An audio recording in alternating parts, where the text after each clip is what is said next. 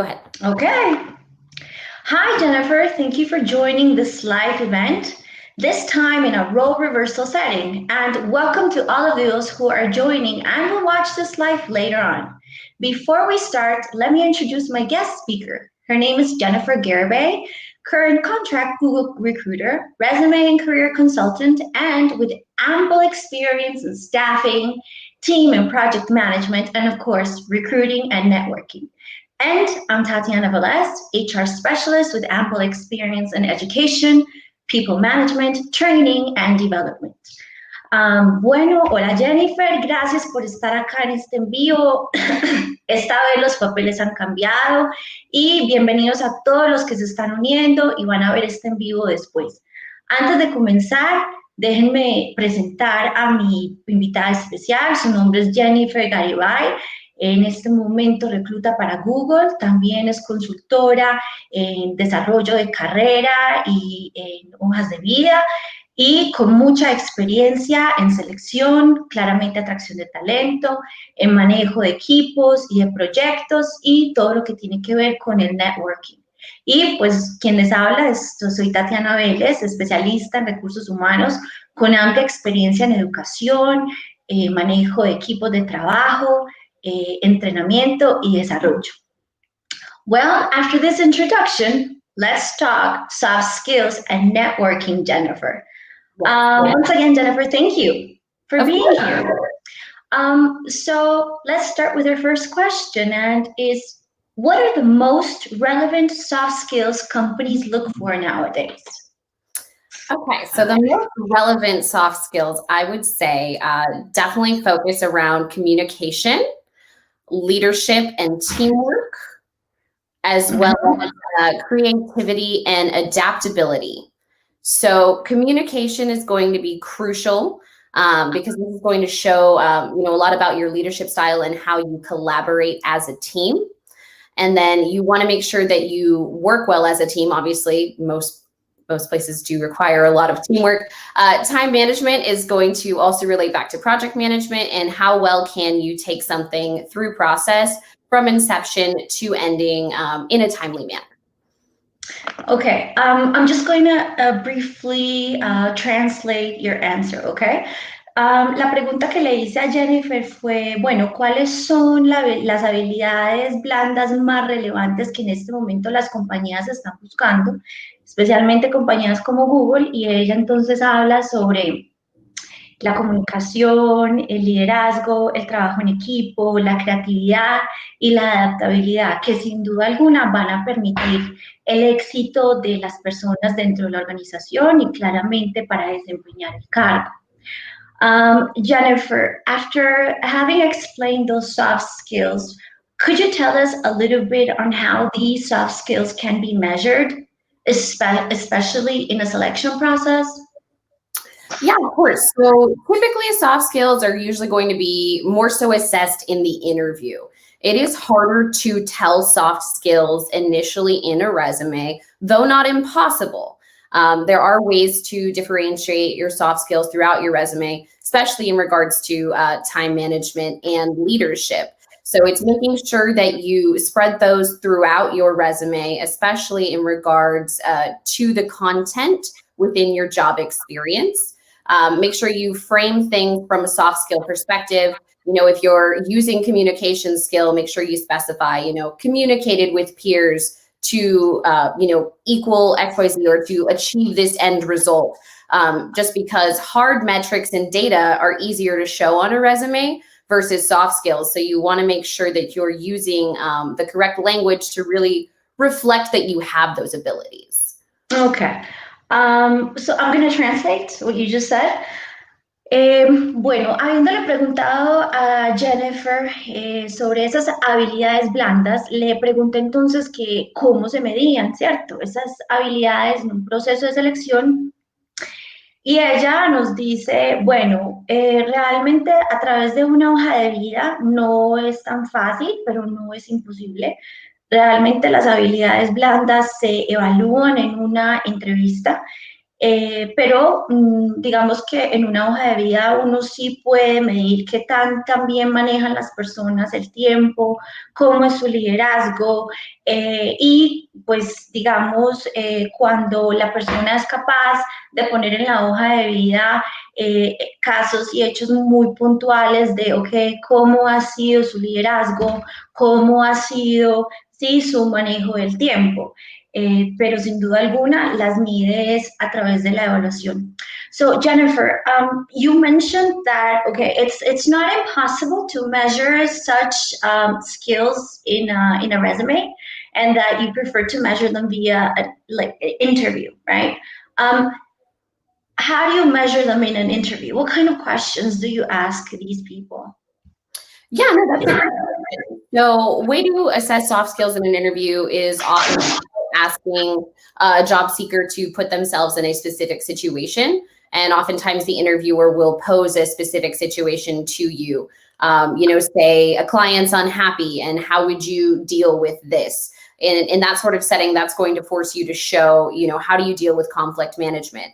How do you deal with communication in that setting? So it's very much so taking almost like a mock perspective of a real life situation and knowing how to apply your skills to that specific instance, and then articulating that to whoever you are having an interview with.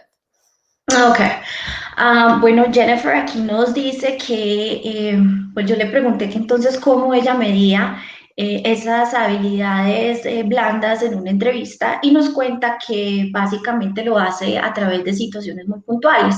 Le pone situaciones al candidato para ver el candidato cómo responde, pues cómo es la estructura que da en las respuestas y ahí entonces ella va revisando cómo fue entonces el manejo del tiempo, cómo fue el manejo del liderazgo. So you assess basically team management, the way people manage teams, the way they lead the teams, how they work in the team, correct? And time management. Yeah. Ajá. Y bueno, entonces ella evalúa el liderazgo también y las diferentes competencias alrededor del manejo de los equipos. Okay, Jennifer. I have another question. What would you consider to be the most important personality traits that are sought by companies? So I think one of the biggest personality traits, and this is often hard to gauge in a resume. This is another one that's usually gauged in person. Is empathy, which is another reason why it's so important to build your personal brand, which we'll get to later. But empathy is a huge skill to have. You want to be able to relate to your peers around you, understand where they're coming from, what they're going through. And it's hard to be a good leader in any sort of space without also simultaneously being empathetic. People don't want to follow someone who isn't willing to roll up their sleeves and get their hands dirty, who isn't willing to, practice what they preach and put forth that sort of mentality. So I would definitely say empathy, obviously reliability. You want someone that you can count on to get a job done in a timely and efficient manner. And loyalty, I'd say as well. Being loyal to your company, loyal to your peers and coworkers, as well as loyal to yourself and your own ideals and what you can bring to the table, because that's why they hired you in the first place. Okay, I'm just going to translate these two traits, personality traits, and then we will continue expanding on this question, because I know that it's a question that this question has a very long answer, but I'm just going to take it by part so that I can translate to our audience. So Jennifer nos dice que pues yo le pregunté acerca de las características en personalidad que más buscan las empresas y ella empieza con la empatía y dice que esto es muy importante especialmente para los líderes porque las personas no quieren seguir a un líder que no se quiere meter, por así decirlo, en el pantano, no se quiere poner las botas y trabajar. Las personas quieren seguir un líder que efectivamente lidera con el ejemplo y eso también entonces conlleva la coherencia, right? This also takes us to coherence in the empathy skill, correct? Yes. Jennifer. Ok. Y pues ella también nos hablaba de lealtad. Están buscando mucho en las empresas lealtad porque eso también, digamos, demuestra compromiso y ese engagement del colaborador. Okay, so having explained empathy and loyalty and of course coherence and behavior, what other personal traits would you say are sought after by companies? And why are these considered to be important? Yeah, of course. So having an open mind is important as well in regards to soft skills. A lot of companies hit hard these days on diversity, equity, and inclusion. I know it's something that's really important on my team as well as on other teams. You want to include people of all backgrounds, respect their cultures, their faiths. That's going to lead to a more cohesive team, and a more cohesive team only leads to better results, a better workplace, better productivity. So definitely people who are willing to keep an open mind and have open conversations, which also then leads back to collaboration. You really need people who can work together as a team and bounce ideas off of each other in a productive way. A lot of times it can get people get offended, people get caught up in their own ideas and can take things wrong in a group setting. So it's important to be able to put your ego aside, put your pride aside, and do what's best for the team and really come in with that team mentality. Okay. Bueno, siguiendo con la misma pregunta de cuáles son las características o los rasgos de personalidad que más buscan las empresas hoy en día, aparte pues de la empatía y la lealtad, Jennifer nos habla sobre tener una mente abierta que sin duda alguna nos lleva entonces a, uno, la diversidad, ¿cierto? Dos, la equidad y tres, la inclusión. Porque sin duda alguna esto nos va a permitir trabajar de una manera correcta y articulada en nuestros equipos y que haya una verdadera colaboración y aceptación del otro y obviamente pues una forma de trabajo muy cohesionada. So, Jennifer, empathy, coherence, loyalty, being open-minded, anything else that you would like to add? Yes. Emotional intelligence, I would say, as well as I know we hit on it before, time management is crucial, especially in the virtual world, because, not going into the office, not seeing people in person. I can even speak from personal experience here. It's harder to keep, a strict schedule when your life is bleeding together, when you can, go put laundry in the machine while you're doing your studies. And it provides a lot of flexibility and a lot of greatness in some ways, but it's also very distracting from staying focused. So you have to have that rigorous time management and independence and ability to really be like self-sufficient and push yourself forward, which is the last thing I would really say. Before I translate the time management aspect, could you go a little bit into the emotional intelligence you mentioned before talking about time management?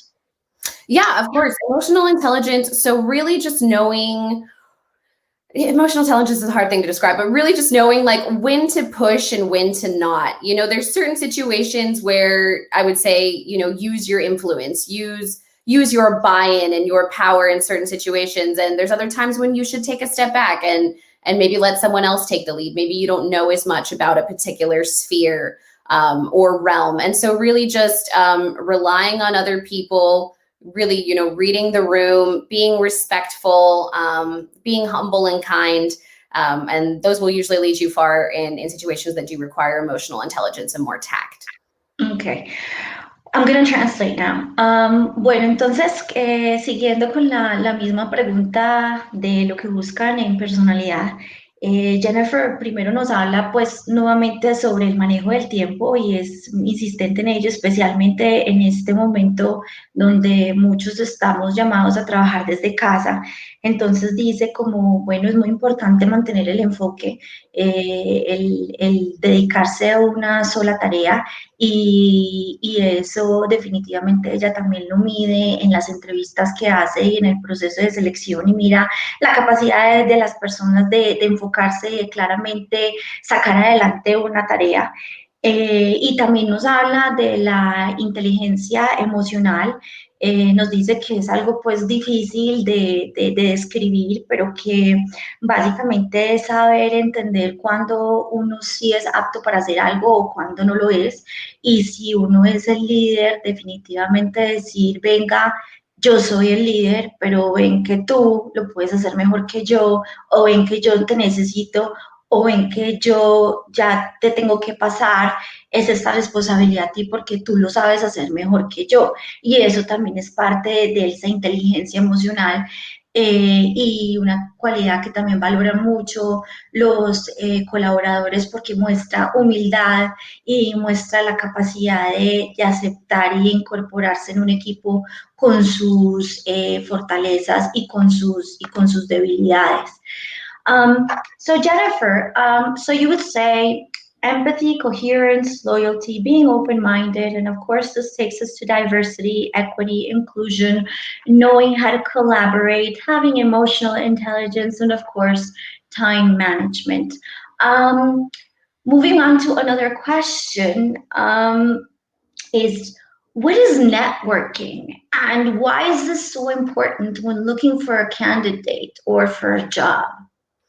So So networking is networking.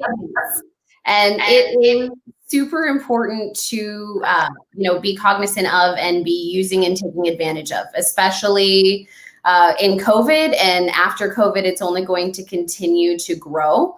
And networking is important because it's going to allow you to connect with people who you could never connect with otherwise. People who live in different cities, people who live like in us. yes, Like us. exactly. Right now, I work at a business school, Ciepa Business School, and then you working as a contractor for Google, recruiting talent for them. And here we are talking about networking and soft skills, right? Because of networking, precisely.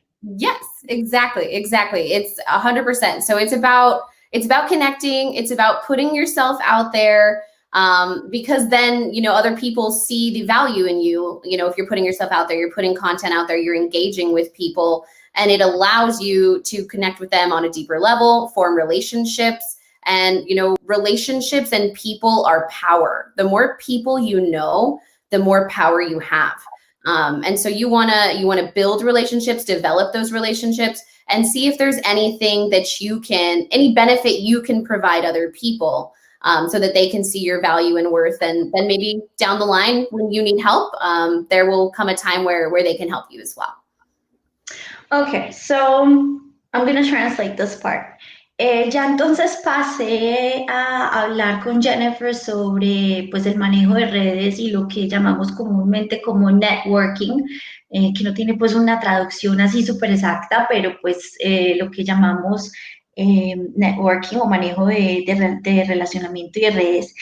Y ella entonces nos dice que es algo muy importante, que ha tomado mucha relevancia ahora en medio de la pandemia, pero que va a seguir tomando más relevancia porque pues entre más personas tú conozcas, más poder vas a tener. Pero no es cualquier tipo de relacionamiento ni cualquier tipo de conexión, es un relacionamiento y una conexión con valor y con la capacidad de generar contenido y agregar valor y también eso que va a aportar a lo que más adelante vamos a hablar del personal branding, que es de la marca personal. Y ella dice que pues en este orden de ideas se tiene que tener una mente muy abierta y tener la capacidad de interactuar con otros y otras culturas para poder ver el valor y la riqueza de otros, ¿cierto? Jennifer también entonces acá decimos, bueno, precisamente por este networking es que yo estoy hablando con alguien que recluta para Google y ella está hablando con alguien que trabaja en Ciepa Business School, en una escuela de negocios ubicada en Colombia, en Sudamérica. Y precisamente por eso, por ese relacionamiento y por la generación de contenido de valor. Y bueno, vamos entonces a empezar a hablar un poco de ello. Okay, so Jennifer, I translated and basically emphasized some different ideas regarding networking, which is okay. I started with the last idea, but I think it was the introductory sentence, and it's basically the more people you know, the more power you have. And I also told them about how important it is to add content and to work on personal branding and to establish relationships with others and to be open-minded to what other people have to say and to correctly communicate with them and seeing the value of others. And obviously I told them that that is how we met and that's how we ended up talking, right? So you were explaining networking. Would you like to continue expanding on the concept, or should we move on to another question? No, I can talk a little bit more about networking. Okay. So basically, you want to think of your LinkedIn as like a landing page for yourself, or I kind of like to make this funny, description of it. It's like a professional Tinder. You want your employer to want to swipe right? You want them to like you. So how do you do that using your LinkedIn? You really make it stand out. You need to work on optimizing your profile, whether that be, your LinkedIn banner or getting a more professional photo, or, updating your actual LinkedIn to include what you did at your job. There's a lot of times when people just have the place listed. That's it, just the role. They don't describe what they did. They don't get into any further detail. And these are crucial when people are looking for jobs, because employers are going to go to your profile and look for this. And then there are actually certain people called sourcers, if you're unaware, that they specifically go hunting for people. And these aren't headhunters. These are people who are hired by big companies like Google, Twitter, Facebook, and even smaller companies as well, who go looking for talent. So you want your LinkedIn to be in the best shape as possible, because that's where they're going to go looking for you. And if it's not in good shape, then there's, you're missing out on opportunities because they may not be contacting you. Okay. Continuando con la parte de networking, Jennifer nos dice que pues es algo muy charro que como ella lo presenta y así pues lo concibe, y es que ella dice, vea, es que LinkedIn usted lo debe tener en cuenta como si fuera su Tinder profesional. Entonces que cuando la persona que esté buscando el talento lo ve usted diga, uy, yo quiero una cita con esta persona porque yo la quiero conocer más. Entonces, ven, vamos a darle clic a ese perfil y lo voy a ver, ¿cierto? Entonces, en ese orden de ideas, ella dice, venga, usted tiene que sobresalir, ¿sí? Entonces nos cuenta, listo, primero trabaja en tu foto, que tu foto sea más profesional o que te refleje a ti. Pero entendiendo eso, que la foto sea profesional, pero lo que efectivamente refleje tu ser, ¿sí? También entonces dice pues detalles como poner una marca personal, hacer un diseño especial a esa foto o a esa forma de aparecer en LinkedIn, no solamente decir la empresa donde se trabaja ni el cargo que se ocupa, sino también lo que se ha hecho y más específicamente los logros, porque hay personas y hay empresas especializadas que contratan a otros para ir en búsqueda de talento y que no necesariamente son headhunters o cazatalentos, sino que son personas que son sourcing, que se dedican a obtener, por así decirlo, talento en todas las diferentes áreas y que están siendo contratados por grandes como Amazon, Google, Facebook, Twitter, ¿sí? Okay, so Jennifer, I told them about the association that you do with LinkedIn and Tinder, and I told them how important it is to stand out in LinkedIn and to be very specific in the things that they do, what they have done, and what they have accomplished. Now, what would you say is like the biggest advantage of correctly networking? So the biggest advantage of correctly networking is you're going to get a positive response from people. People are going to want to develop relationships with you. And so I think the bigger question then is like, how do you correctly network?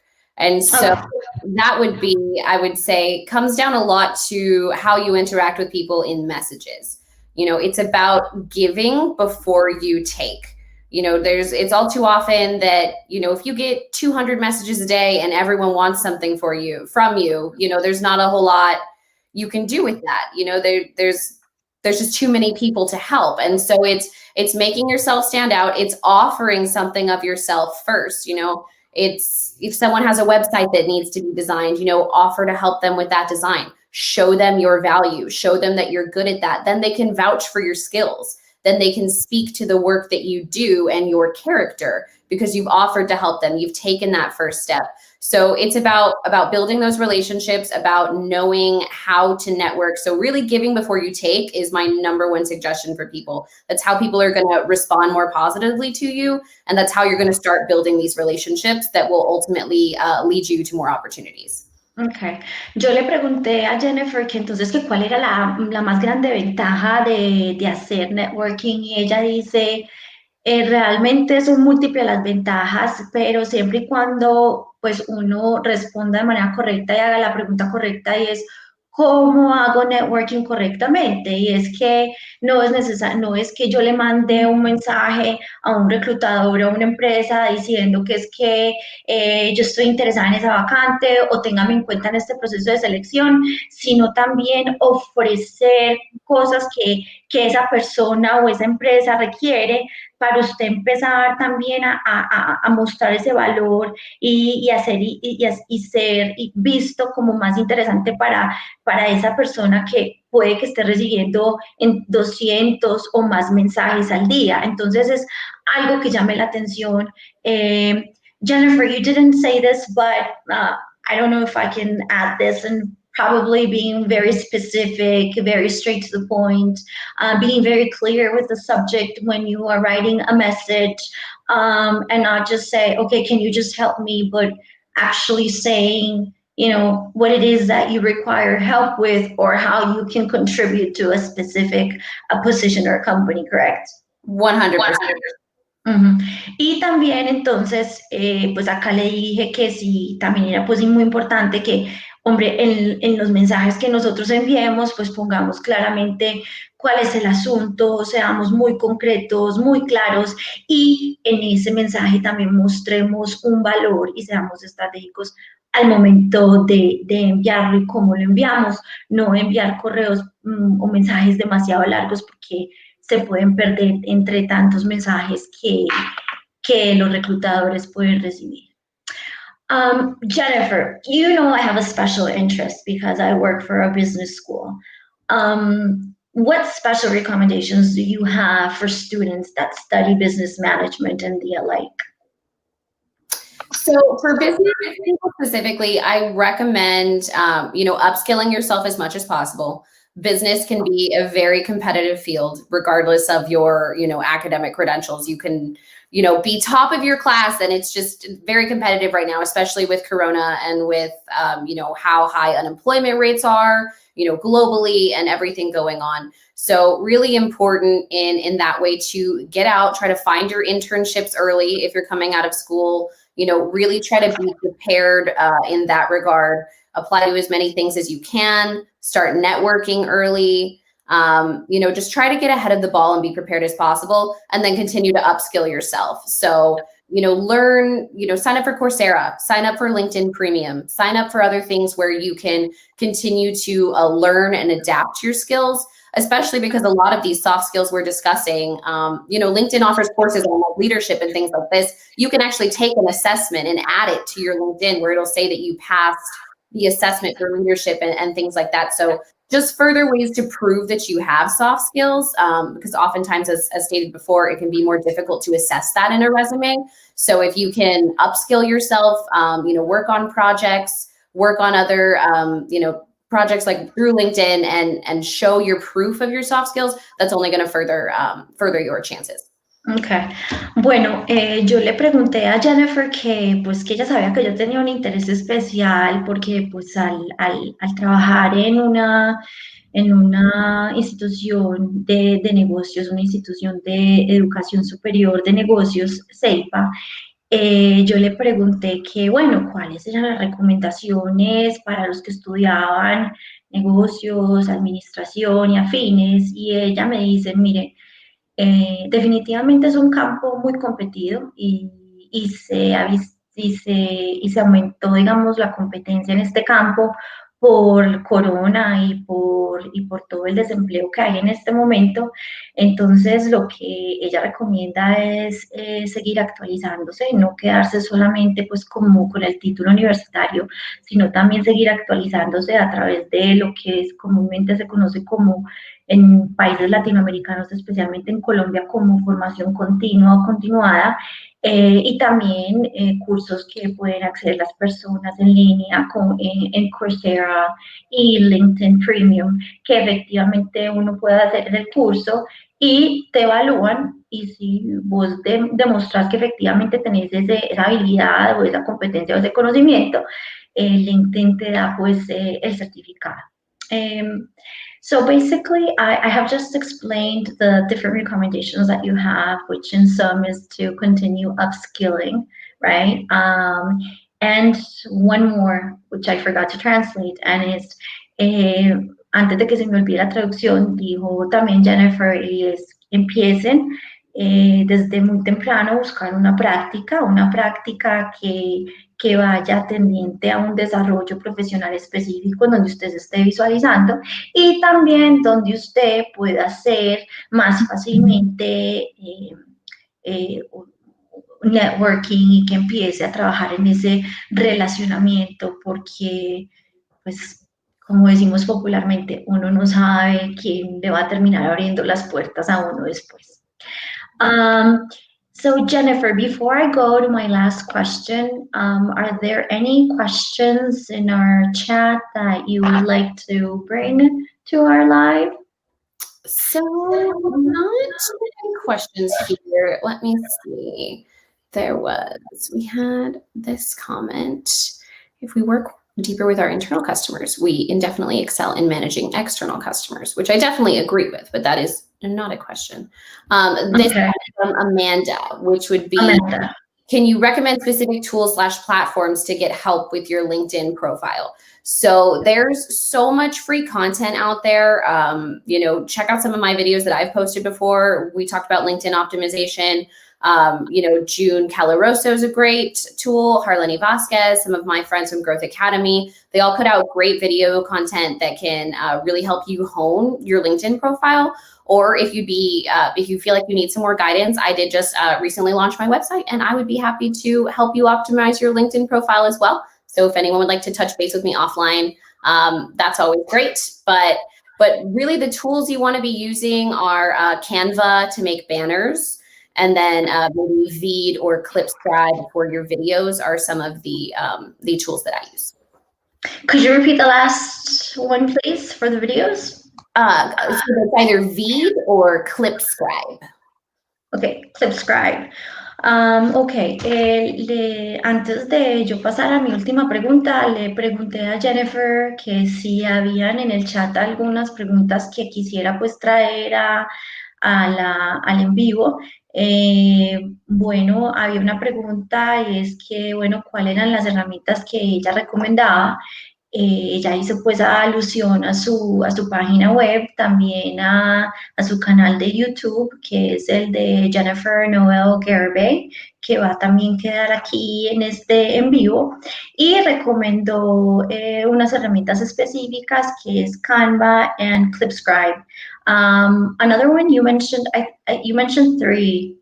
Yes, there's another one called Veed. Veed, and la otra es Veed. Okay. Anything else that you would like to add? No, it's really just about optimizing your profile. You can use a lot of those tools to do it, but mainly it's through the LinkedIn dash and just making sure that your profile has the right sort of content. Okay. Y también ella estaba hablando sobre la parte que le sale a uno inicialmente del perfil de LinkedIn y que uno constantemente entonces lo vaya nutriendo con temas pues relacionados con el perfil de uno. Before I move on to my last question, Jennifer, any other question that you would like to answer right now from our audience? Nope, that's about it in regards to questions. Okay. And the final question is, which are the most in-demand profiles nowadays, Jennifer? So most in-demand profiles in regards to business, I would definitely say fall in the realm of either two things, either relationships or data.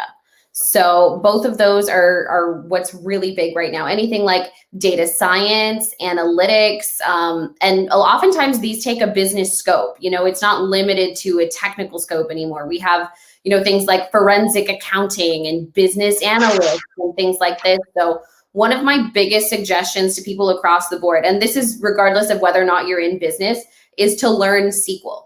And it kind of seems, you know, funny because like if you're not coding, why would you need coding? But so much of what we do nowadays uses SQL, uses like these basic codes, and it's really something that is useful for anybody to have. So if you have the capability and the mental capacity to learn it, I've tried.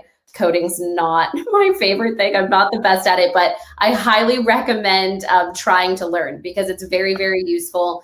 And having even just like a basic knowledge of coding is going to help you excel. So definitely analytical type fields like statisticians, analytics, and then of course relationships on more of like the account executive side, like partner, relationship managers. And then as well as like influencers and online things are on the rise as well. So lots of different areas to grow and excel in within business. Yo le hice la pregunta a Jennifer de, bueno, ¿cuáles son, digamos, esos perfiles o esas profesiones o esas carreras que más están demandando en este momento? Y ella dice, sí, en la parte de negocios, pues es muy importante, básicamente que, pues, el manejo de datos, la parte, la comprensión de la analítica, de la ciencia de datos, de la parte del manejo y la comprensión de la estadística, de si bien en negocios pues el mayor énfasis no es la programación y la codificación, sí se sabe codificar, sí se sabe programar, si se manejan programas como SQL, por ejemplo, te puede dar una ventaja. Y también dice y vuelve a la parte de relacionamiento. Relacionamiento, sin duda alguna, también te va a ayudar mucho y te va a permitir acceder a esos perfiles que en este momento están siendo más demandados. Okay, so I summarized the profiles and basically in two big categories. One related to relationships and the other one related to coding, right? Any other profile that you consider is in high demand right now? Well, I would also being sort of based within the business field. We have seen the health field explode as of recently just because of obviously coronavirus and the sheer amount of cases there. But even before coronavirus, there was, at least in the US, and I know in a lot of other places, like this huge need for doctors, nurses, and things like that. So the business side of that has a huge need as well. You know, how do we support this business need and who's going to run all the numbers in the background? So we have seen a lot of that that business in health explode as well. So that is a field that's only going to continue to grow in the technological way, I believe. Bueno, también entonces nos cuenta que digamos, una de las profesiones que también se necesita en la parte de negocios es pues tener una clara comprensión del sector salud, porque sin duda alguna el sector salud está creciendo mucho y no solamente por el tema del coronavirus, sino también desde antes del coronavirus, y que es importante que ese sector salud comprenda también cómo manejar los números y todo el funcionamiento del negocio y la administración como tal y la gerencia del negocio detrás de toda la prestación de salud. Well, Jennifer, we've come to an end of our interview. Before we say goodbye to our audience, is there anything else that you would like to add? Just start networking, guys. If you're coming out of business school, I can't recommend that you start doing it sooner. Start today if you haven't started networking. I wish that I had started networking like 3 years ago. I barely started really doing it a few months ago, and I feel so behind in regards to what it can do for you and what it can help you accomplish. So definitely start doing that. Make sure your resume is in great shape. And just get out there, be your authentic self, and let me know if I can help and be a resource. Ok. Bueno, yo le pregunté a Jennifer que antes de despedirnos, qué últimas palabras nos quería dar y pues nos dice que definitivamente apuntarle al networking, al relacionamiento, al fortalecer esas redes. Ella dice que le hubiera encantado empezar hace por ahí unos 3 años, pero que realmente apenas lo lleva haciendo unos meses, que igual pues le ha dado muy buenos resultados, pero que pues se lo recomienda a todos aquellos que están especialmente en el ámbito de los negocios. Y algo muy importante es que dice, sean ustedes, sean auténticos, sean como ustedes son y que pues está atenta pues a recibir cualquier comentario o solicitud de parte de ustedes. Y bueno, yo también entonces me despido dándole las gracias a Jennifer y a todos ustedes por la compañía y a Ciepa Business School por el espacio. También felicitaciones a nuestros administradores y nuestros gerentes de Ciepa Business School y de las demás instituciones universitarias. I thank you all for being here, for the time Jennifer has spent with us, the valuable information that she has given us. I also thank Ciepa Business School for this great opportunity as well. And I want to congratulate all of our managers and business students because this is the week that we celebrate their day. And I don't only want to congratulate our students, but also the students from different institutions, of course, because it's also their day. Thank you so much, Jennifer, and well, I'll see you around. Yeah, thank you. Thanks, guys, for tuning in. Have a great day. You too. Ciao.